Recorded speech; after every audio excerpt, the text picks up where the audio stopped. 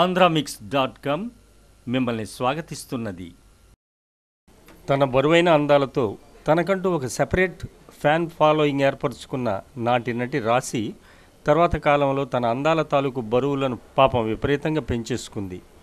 అనంతరం పెళ్లి చేసుకొని సినిమాలకు కామ పెట్టేసి ప్రేక్షకులకు దూరమైపోయింది. అయితే ఆధునిక వైద్య విధానాన్ని సద్వినియోగం చేసుకొని తన అందాన్ని చెడగొట్టిన అదనపు క్యాలరీలను తొలగించుకుంది.